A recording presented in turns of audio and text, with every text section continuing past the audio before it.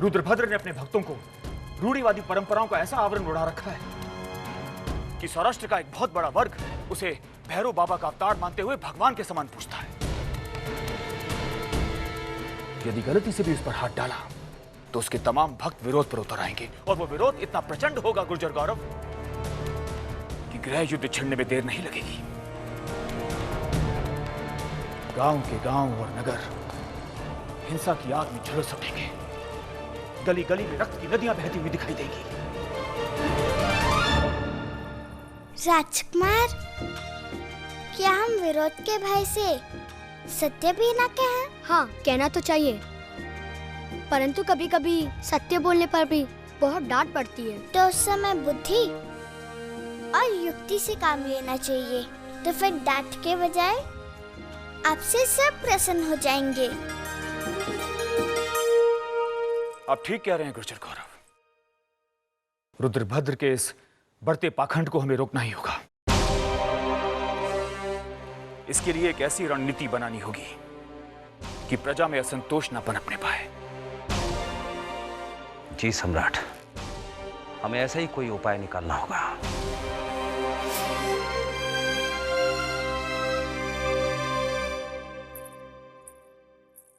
भानुमान भाई। इंदु बहन, तुम इस समय? क्या करूं? जो मुझ पर बीत रही है वो मैं ही जानती हूँ। तुम तो बस निश्चिंत होकर बैठे हो। मेरे तो प्राण ही सूखे जा रहे हैं। ठीक है, यदि तुम बात नहीं करना चाहते तो मैं। इंदु बहन, हम भी यही सोच रहे हैं कि ऐसा क्या करें कि सांप भी मरे और लाठी भी न टूटे। अरे भरूच के सिंहासन की चिंता तुमसे अधिक हमें है।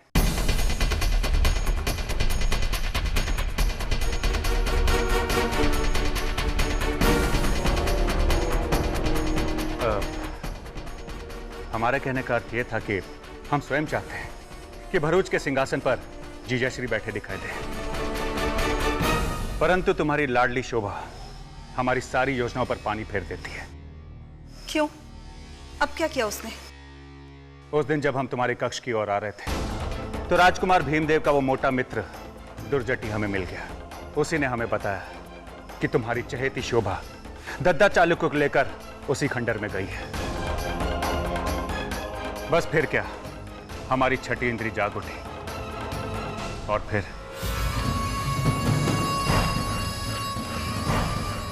यदि हमें यहाँ एक भी साक्ष्य मिल जाए, हम उन षड्यंत्रकारियों को ऐसा दंड देंगे कि उन्हें अपने जीवन से घृणा हो जाएगी। दत्ता चालुक्य, साक्ष्य तो भानुमान उपलब्ध कराएगा तुम्हें। ऐसा साक्ष्य जिसे सबके सामने प्रकट करने के लिए हजारों बार सोचने के लिए विवश हो जाओगे।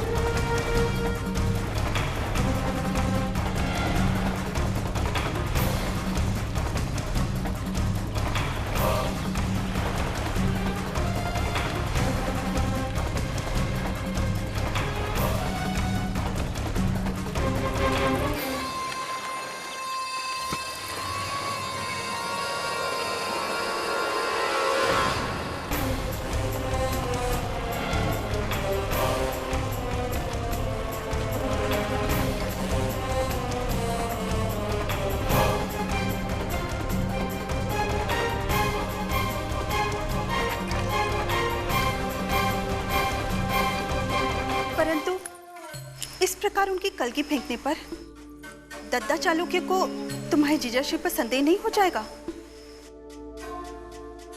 यही तो हम चाहते थे। पता नहीं तुम क्या कह रहे हो, मेरी तो कुछ समझ में नहीं आ रहा है। जो देर से समझ आए उसी को तो कूटनीति कहते हैं बेन। खंडर में जीजाश्री की कलगी पाकर दद्दा चालुक्य उलझन में पड़ गया, और यही हम चाहते थे कि संदेह की सुई जीजाश्री की ओर घूमते ही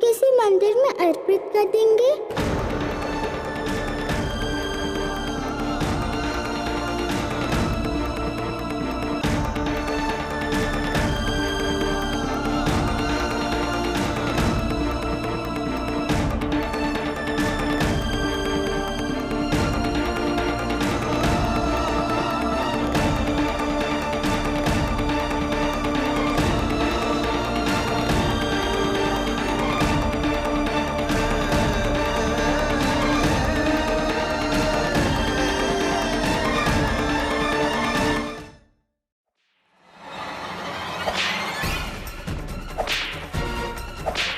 हमें यह बता कि किसके कहने पर हमारी महारानी पर आक्रमण किया था। रानी इंदुमती और कुमार भानुमान के आदेश पर मैंने आक्रमण किया था। किस जन्म का प्रतिशोध ले रही थी तू? हाँ,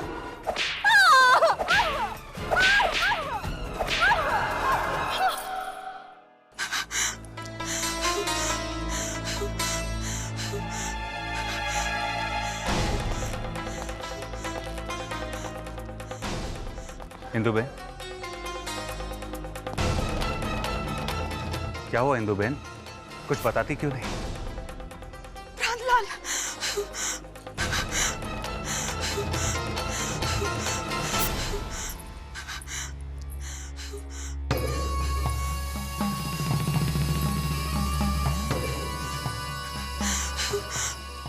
प्राणलाल, प्राणलाल, अब तो अति हो गई इंदुबेन।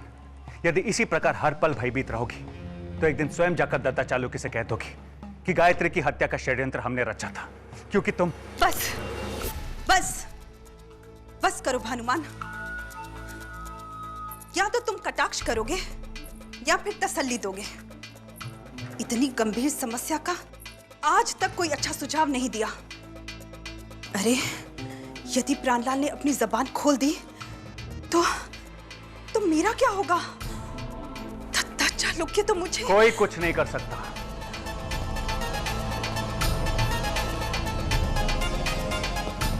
ये तुम्हारा भ्रम है। यदि प्राणलाल ने अपनी जबान खोलने के बारे में सोचा भी तो उससे पहले उसकी जबान काट कर फेंक दी जाएगी। ऐसा प्रबंध कर रखा है हमने। और प्राणलाल को तुमसे अधिक हम जानते हैं। वो अपने प्राण दे देगा परंतु अपनी जबान नहीं खोलेगा। तुम प्राणलाल की चिंता छोड़ो और अपनी चहेती शोभा के बारे में सोचो। हे भगवान, तुम इतनी छोटी सी बच्ची से भयभीत हो? ना बहन, ना, उसे कम मत आंको। यदि उस दिन वो और उसकी बाल सेना बीच में नहीं आती तो हम अपने उद्देश्य में सफल हो जाते हैं। तुम उस अपशकुनी के लिए चिंतित मत हो। उससे कैसे निपटना है ये मैं अच्छी तरह से जानती हूं। जो भी करना है शीघ्र करो। अभी नहीं। अभी नहीं? हाँ, सम्राट वल्लभदेव के यहां रहते यदि हमने कुछ भी किया तो हमारी समस्याएं और बढ़ जाएंगी, क्योंकि राजकुमार भीमदेव हर समय उस अपशकुनी के साथ छाया की तरह लगा रहता है। जिस दिन ये लोग यहां से गए उस दिन मैं उस करमजनी को ठिकाने लगाने का पूरा प्रबंध कर लूंगी।